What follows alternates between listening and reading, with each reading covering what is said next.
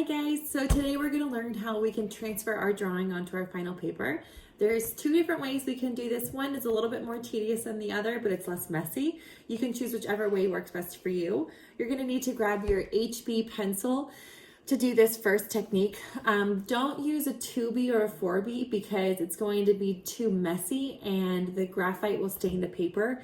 You also don't want to use a 2H or 4H because those pencils are too hard and can put grooves in the paper, and grooves are bad if we don't want them to show up as white lines later on. Because remember that scoring pattern we did? We don't want to accidentally score indents into our final paper and then have these like white outlined shapes, because then it's not going to make our object look three-dimensional. So HB is the best pencil to use because it's the middle of the road pencil. First thing, if this is like, obviously this is not my finished drawing, we're going to pretend that it is.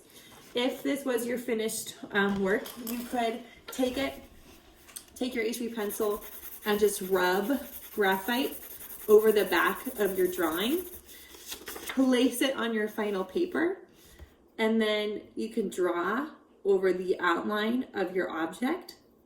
And because you had graphite on the back of this, it's going to transfer. Oh, you can't even see it. You see it right there? There's like a hint. There's a hint of graphite. It transferred on, trust me. But you can trace it on that way. This is the easiest way, fastest way. Only thing is that you're gonna have some like graphite on the back of your paper.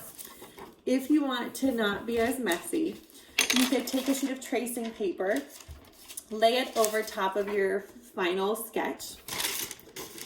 I recommend getting like a little clip or something that you can put down over top of it so it's not gonna move. And then you can trace over your drawing and just be as precise as possible. And so you would trace over everything, and we're gonna pretend that like everything's traced in here. Once everything was traced in, you would flip your tracing paper over. You trace over all of your lines a second time. And then you would trace this on to your final paper. So like, I'm flipping it back to the front side that I originally drew. And then if you would trace your lines again over top of your final paper, that's actually going to transfer. You can kind of see that one a little bit better, that it would transfer your drawing onto the final paper that way. Choose whichever technique works best for you. If you don't have tracing paper at home, then I would use this technique where you're just putting graphite over the entire back. I only did a small portion for time's sake, but you would cover over everything. So you can do that, or you can do this tracing paper model.